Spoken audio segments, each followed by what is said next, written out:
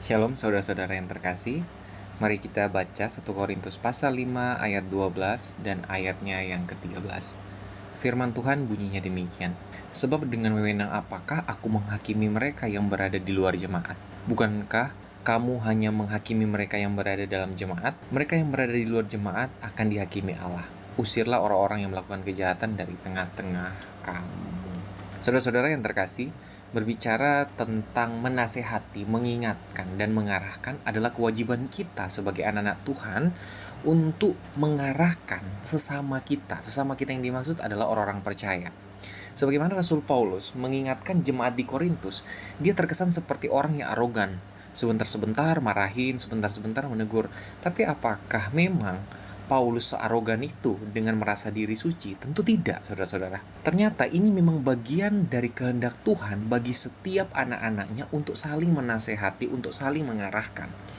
Karena orang-orang percaya dihadirkan Tuhan di tengah-tengah dunia ketika diselamatkan, bukan langsung untuk naik ke surga, melainkan ketika mereka telah diselamatkan, mereka tetap berada dalam dunia untuk mencerminkan kehidupan Kristus yang hadir di dalam kehidupan orang percaya.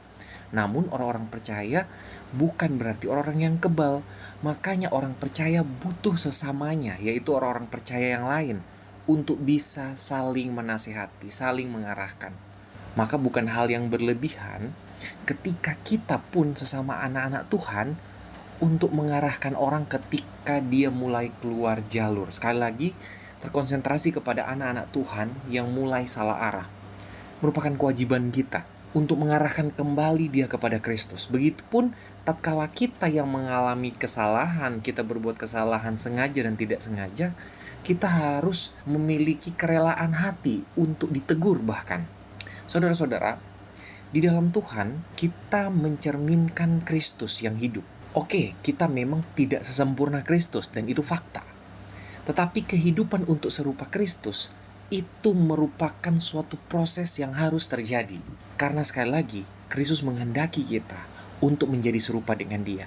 Dan Kristus bisa memakai siapa saja orang di sekitar kita agar dapat membentuk kita. Kita sama-sama saling mengarahkan, sama-sama saling untuk membuat nama Allah dimuliakan lewat perubahan karakter yang ada pada diri kita. Pertanyaannya, apakah kita siap untuk diarahkan? Apakah kita siap untuk ditegur? Bukankah terkadang kita menjadi orang yang begitu arogan ketika kita ditegur? Kita merasa kita terlalu saleh sehingga tidak layak ditegur oleh orang lain. Dan bahkan mungkin kita terkadang merasa, ya benar saya orang jahat, tetapi dia lebih jahat dari saya. Dia nggak pantas tegur saya. Saudara-saudara, keangkuhan seperti ini harus kita buang sebagai anak-anak Tuhan. Siapa saja boleh mengingatkan kita. Siapa saja bahkan boleh memarahi kita kalau kita salah. Untuk itu, yang perlu kita sadari di sini adalah siapa kita tatkala kita diselamatkan. Kita adalah anak-anak Tuhan yang seharusnya mencerminkan Tuhan di dalam hidup kita. Tentunya bukanlah hal yang berlebihan sekali lagi ketika kita diproses dengan sedemikian rupa, bahkan harus menerima teguran-teguran yang memungkinkan kita tersakiti. Tetapi lebih baik kita tersakiti oleh kebenaran supaya kita bisa menjadi lebih baik daripada kita dipuji-puji padahal kita berbuat salah. Maka akan timbul kesombongan karena kebodohan kita. Sebagaimana di ayat 1 dan 2, di situ menjelaskan orang-orang Korintus itu bahkan hidup di dalam dosa yang sangat memalukan. Ada anak yang tidur dengan istri ayahnya, kemungkinan ibu tirinya. Dia berzina, melakukan hal yang tidak pantas dilakukan oleh anak-anak Tuhan. Saudara-saudara, maka Paulus di sini mengingatkan dia. Bukankah karena tidak ada yang mengarahkan, orang berpikir dia aman, dan akhirnya orang bisa jadi sombong dengan segala kejahatannya. Tidak sedikit orang-orang percaya di dalam dunia yang sekarang ini, dia dengan pedenya menceritakan kesalahan-kesalahannya bukan karena mengakui dosa, tapi karena merasa gagah dengan dosa itu. Bukankah ini hal yang sangat memalukan, saudara-saudara? Maka oleh karena itu, penting bagi kita untuk saling mengarahkan dan menekankan bahwa dosa bukanlah hal yang main-main di hadapan Allah. Pertanyaannya, bagaimana dengan orang-orang di luar Kristus? Mungkinkah kita menegur mereka? Ya, mungkin. Tetapi kita harus terkonsentrasi dulu kepada orang-orang yang ada di dalam Kristus. Baik orang lain maupun diri kita sendiri harus siap diterima dengan teguran kasih agar demi kita menjadi orang yang lebih baik di dalam Tuhan. Untuk orang-orang yang di luar sana bagaimana? Orang-orang di luar sana adalah urusan Tuhan.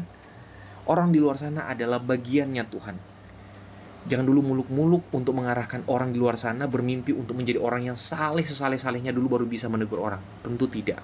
Sekarang pun kita bisa dijadikan alat Tuhan untuk mengarahkan orang. Dan orang lain pun bisa dijadikan alat kemuliaan bagi Tuhan agar dapat membimbing kita.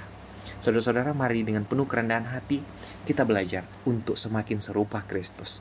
Dengan hidup memiliki kerendahan hati agar dapat menerima nasihat baik. Tuhan Yesus memberkati. Mari kita berdoa. Tuhan, kami bersyukur untuk belas kasihan-Mu yang mengutus kami ke dalam dunia, membangun hubungan relasi dengan siapa saja, khususnya dengan umat yang percaya. Untuk itu Tuhan, berikan kami kerendahan hati, sadarkan kami juga manusia berdosa, dan kami juga butuh diarahkan. Lewat pimpinan-Mu kami percaya, siapapun bisa Tuhan pakai untuk mengarahkan kami agar kami makin serupa Kristus. Amin.